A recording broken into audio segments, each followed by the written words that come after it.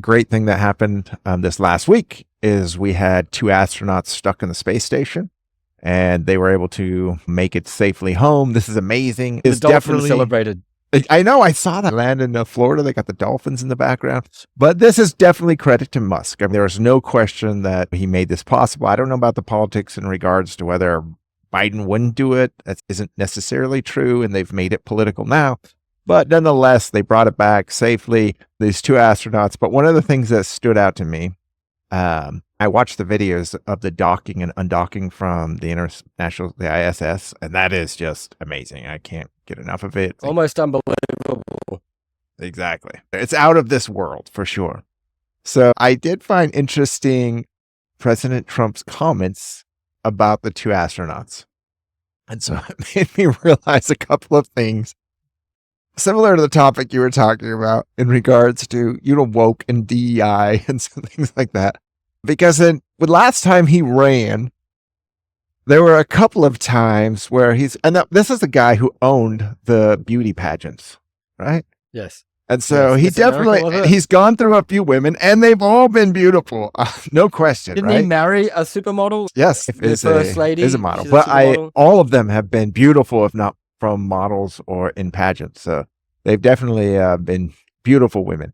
And so the 2 astronauts, Butch Wilmore and Suni Williams, he made a comment about Suni Williams' hair. And then he also made a comment about, I hope they like each other, or maybe they love each other, but she does have wild hair. And so I think about this comment, because you can always put his comments in context because you can see where his mind is going. And if you listen to the commentary, they say the exact same dumb shit that Trump is saying, but because they're not the president, they're allowed to say it, right? A journalist is allowed to say and speculate about stupid nonsense and be wrong all the time or whatever. But Trump shouldn't be doing that as president, but he does it. And he is almost like he's stealing the journalist's job. No, he definitely does. So he definitely does. He sees everything as a game. Yeah. Oh, for sure. But even more than that, it got me to digging into, well, first of all, I was thinking about these astronauts. I bought my first house when I was 14. This is like the 3rd or the 4th house I purchased is in Klamath Falls, Oregon. It was run down. It was a small house, but it had additions. So it was like 3 houses. It was one house and they added on to it. And this thing was falling apart. There was no foundation. So I had to buy this thing and jack it up and put a foundation on it. So you had to crawl underneath the ground, and you had to get dig a hole where you could put these long boards and to get these pump jacks. You go, and you'd have to lift it in all these angles.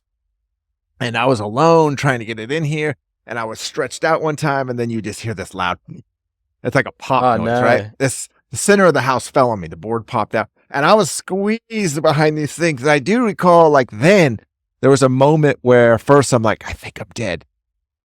And so I'm thinking through wow. And then once the shock gets over, you're like, oh, I'm not dead. I'm not dead. And then it hits you well, I've got to be injured. So then you're assessing your body. I can't feel my legs. And luckily Joyce's are 24 inches. So I'm my hands were extended luckily, because if they were like this, they'd be gone. But my legs are loose, but my chest is pinched, and I can feel the nails from the hardboard up above me. So I basically had to wiggle out of there. And that's the only time. I mean, I'm not claustrophobic, but I can say I can be claustrophobic. So I think in a space station, 9 months longer than I already admitted to or agreed to going would definitely make me claustrophobic, especially if you're with the same person. That'd make them more friendly or less friendly. Yeah, although from what I was seeing, it didn't look like, I guess they might have been stranded, but it didn't seem like it was a surprise that they would be stranded, because they had brought with them Santa hats. So I just don't know if I can believe everything the TV shows me anymore. I think we're all about to be shocked and awed, or most normies are about to be shocked and awed by some things that are coming out in science. And did you hear about the pyramids? No, go on. You're talking about this, the latest finding where one of the oldest civilization, what's it? No, apparently, I mean, it's hot off Twitter, so I'm sure you can't even find it on a reputable news source yet. But there's some Italian scientists that have been scanning above the pyramids, or below the pyramids, so should I say, and they've discovered some crazy stuff. So they've discovered 5 towers they didn't know about actually in the pyramid. And these look and resemble like one of the chambers found in another pyramid. So that's not, I mean, it's crazy that we didn't know that it was there, but they've just discovered it with this technology. But then beneath the pyramids, like subterranean, apparently there's 8 silos going 600 meters down, lined up 4 in a row, like in sets of 2s. And these go 600 meters down like with pharaohs spiral playing pathways. checkers at Like, do you remember Arnold Schwarzenegger's movie Total Recall? And there's right. And there's like these big chambers underneath the pyramids there, and it looks like that's what's under our pyramids, bro. So there's these wells, they're calling them, with these spiral pathways that lead down, and at the bottom they go into these 80 meter by 80 meter cube-like caverns. This is all like 700 meters underneath the pyramids. This is huge, right? It's bigger than the tallest buildings we're building now. And we don't know when they were built. And then even further than that, with this same technology, they're seeing a city-like structure going almost 2 kilometers deep. 2 kilometers. Underneath the pyramids. I mean, really the question is, what's the date? On Well, South America, there's that being backed up so far. It makes for an interesting take on, like, was there a lot of technology back in these days? I think we're experiencing like a crisis of experts, right? So I think the COVID situation like really pushed science into question. And I think things like history and archaeology, we're discovering things at such a fast pace that there's no way of presenting it to the masses in a comfortable format. And now they're going to have a similar problem to what the United States is having when they try to come transparent, is they realize they can't come transparent at all because we've been lied to and deceived too much. So I want to believe that, we're doing these things in space and there's these great human feats that we're accomplishing. But, just there's so many things that I find out but the that I've Republican idea just stops you. Well, it's not dude, I think Democrats have more conspiracies these days than Republicans. I mean, I agree. The left and the right love their conspiracies, but they don't see each other as conspiracy theorists, but they're both on the same spectrum. The difference is that the left, the Democrats, have had the TV backing their conspiracies for the last 4 years. Now, I know Trump is trying to change that because he's trying to kick out the old press and bring in the new press.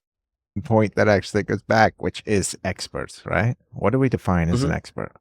And so we went through a little bit of history of experts in the sense that DEI was, pushed through.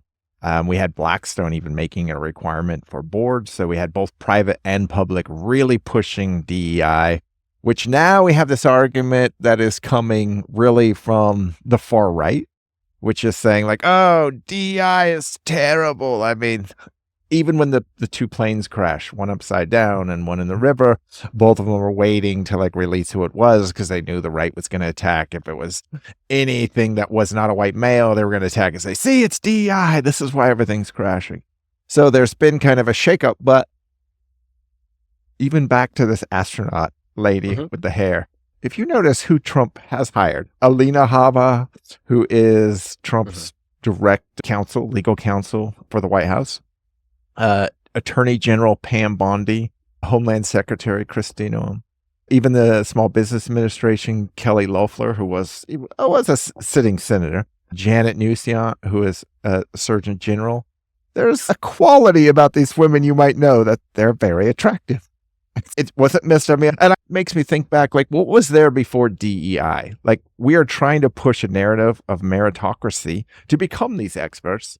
But was there ever really a meritocracy? So I was teasing with my kids that if you were a male and you're 5'2", average male right now in it must just be the US, is 5'9", right? Average male, average female, I think is 5'6" or 5'7"-ish, right? So if you're a 5'2" male, you start to bald in your mid-20s. I mean, you're basically you've been blacklisted by most of the women in this country, which is the flip side of... We've had this discussion before, Joe. So this is why it doesn't work. On average, women are just prettier, right? Like on average, women their symmetry is better than most men. And like you're saying, men have genetic issues. Like, women might eventually get white hair and wrinkles, but some of us like that anyway. So, whereas, men get that right away. And I guess what I'm saying is that's how it's always been. And that's why men like to be successful and get money. So their looks by somewhat wealth or success. But this is where Trump is filling his cabinet with either good-looking people or characters, right? RFK, people who have, are standing out in somewhat in their field, like the FBI. Yes, definitely brand inside of there. So that's not meritocracy. We're looking at the opposite of DEI, which is the old status quo, which is what it always was, which is if you're rich, you can get into almost anything because you have either a connection, you have influence, or if you're beautiful. These are the two things that ugly poor people have been left out of everything in the world. So the whole point of this is like we break it down to race, we break it down to religion, but really it's the same caste system as always. If you're poor and you're ugly, you're left out of everything. And if you're rich and beautiful, you're going to have the world available for you. Sexual harassment is the unwanted advances. Most people love being hit on. Most people love being given a kind remark or a compliment. The only time you don't want a compliment is when you're not sexually attracted to that person and they keep complimenting you, and that becomes sexual harassment. If that person was attractive, you may never have to date them in your life, but you're not going to tell them to stop telling you you're pretty. So you agree, if you have a hot person, if you're a man and a hot woman hits on you, of course you're like, but... I'm saying class beauty, wealth beauty, intelligence beauty. So before we had freedoms, we all lived under some kind of king or ruler or emperor. And in most of those governing systems, the only people that could have any choice or any career path were already nobles and elites. So that system started to break through Great Britain when Henry VIII wanted to divorce one of his wives and get another one pregnant.